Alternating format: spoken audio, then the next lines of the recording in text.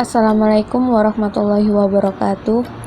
Kami dari kelompok 3 yang beranggotakan Lutfia Wahyuni, Eka Nuraini, Ririn Afifah, dan Muhammad Khairul Anam. Kami kelompok 3 akan menjelaskan tentang mekanisme proses penyelenggaraan pendidikan dan pelatihan. Mekanisme proses penyelenggaraan pendidikan dan pelatihan memuat beberapa hal. Yang pertama yaitu perencanaan diklat, pelaksanaan diklat, dan yang terakhir yaitu evaluasi. Perencanaan diklat merupakan langkah awal dari pelaksanaan dan evaluasi diklat, di mana perencanaan diklat bertujuan untuk menentukan secara terperinci dan sistematis bagaimana tahapan pelaksanaan diklat. Perencanaan diklat sendiri meliputi: pertama, menetapkan tujuan pelatihan. Tujuan pelatihan ini ada dua, yaitu tujuan umum dan tujuan khusus. Tujuan ini sangat penting karena berfungsi sebagai pemandu arah dari seluruh kegiatan diklat. Tujuan umum dari perencanaan diklat yaitu untuk menggambarkan tujuan yang ingin dicapai pada akhir diklat. Sedangkan tujuan khusus adalah untuk menguraikan yang lebih spesifik tujuan yang ingin dicapai untuk tercapainya suatu tujuan umum pelatihan. Yang kedua, menyusun strategi pelatihan. Strategi pelatihan ini dilakukan untuk mengatur mekanisme pelatihan agar pelaksanaan yang efektif dan efisien. Yang ketiga, menentukan metode pelatihan. Ada beberapa metode yang digunakan dalam pelatihan diklat, seperti ceramah, diskusi kelompok, latihan, studi khusus, dan seminar, dan lain-lain. Yang keempat, yaitu menentukan materi pelatihan. Materi pelatihan yang akan diberikan harus sesuai dengan tujuan pelatihan. Materi pelatihan seperti modul pelatihan, unit-unit kompetensi yang dipilih, yang mana akan diberikan kepada peserta pelatihan dan disusun sesuai dengan silabus pelatihan. Yang terakhir yaitu membuat struktur dan prosedur dari diklat, yang berisi tentang struktur atau prosedur dari diklat.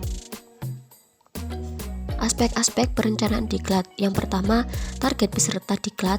Kedua, pengembangan panduan diklat, modul, dan perangkat evaluasi diklat. Yang ketiga, uraian tugas penyelenggaraan diklat. 4. Penempatan widyaswara atau persyaratan kompetensi mekanisme seleksi. Yang keempat, yaitu sarana dan prasarana diklat yang digunakan. Yang terakhir, mekanisme penyediaan dana. Pembelajaran dengan penyampaian materi yang dilakukan oleh fasilitator dengan peserta pelatihan. Ada beberapa komponen pelatihan diklat. Yang pertama, materi pelatihan. Yang kedua, pendekatan, metode, dan teknik pelatihan. Yang ketiga, pendanaan program pelatihan. Yang keempat, penilaian atau evaluasi. Yang kelima, hasil pelatihan. Adapun tahap pelaksanaan diklat. Yang pertama, persiapan.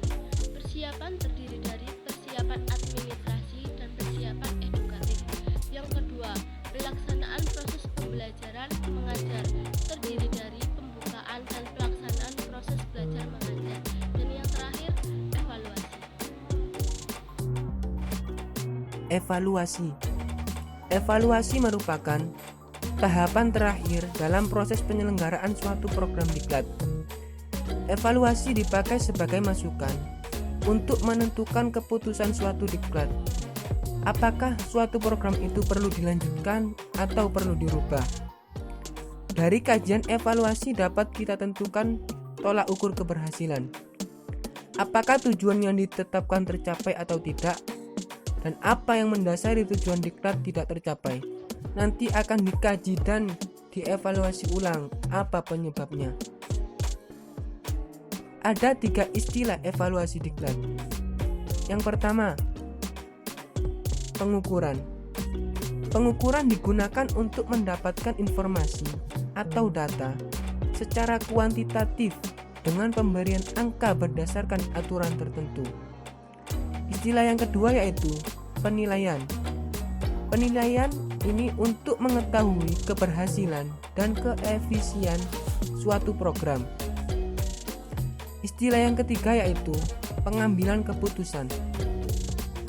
Pengambilan keputusan ialah tindakan yang diambil seseorang atau organisasi berdasarkan data atau informasi yang dihimpun. Kita akan mendapatkan stigma apakah program itu dihentikan, diperbaiki, dimodifikasi, atau diperluas. Adapun teknik-teknik atau alat-alat evaluasi. Yang pertama yaitu kuesioner atau angket.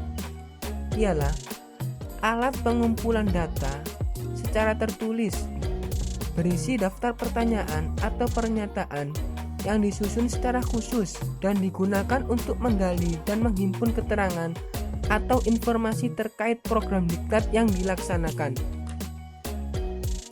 Yang kedua yaitu wawancara. Wawancara yaitu teknik pengumpulan data melalui komunikasi langsung atau tatap muka antara pihak penanya dengan pihak yang ditanya. Wawancara ini dilakukan oleh penanya dengan menggunakan pedoman wawancara. Yang ketiga yaitu pengamatan atau observasi. Pengamatan atau observasi ialah teknik yang dilakukan untuk mengkaji suatu gejala atau peristiwa melalui upaya mengamati, mencatat data secara sistematis. Teknik ini tidak menggunakan perkataan-perkataan atau komunikasi. Yang keempat yaitu teknik respon terinci. Teknik ini digunakan untuk mengevaluasi proses pendidikan dan pelatihan yang mencakup materi atau bahan proses diklat atau dampak setelah dilakukan pendidikan dan pelatihan. Teknik ini menuntut keterlibatan subjek-subjek yang dievaluasi secara sungguh-sungguh. Yang kelima, teknik cawan ikan. Teknik ini digunakan untuk mengamati kegiatan program diklat yang sedang berlangsung. Teknik ini bisa digunakan ketika kegiatan ini dilakukan oleh anggotanya 20 orang atau lebih. Teknik ini terjadi dalam suasana gembira, aktif,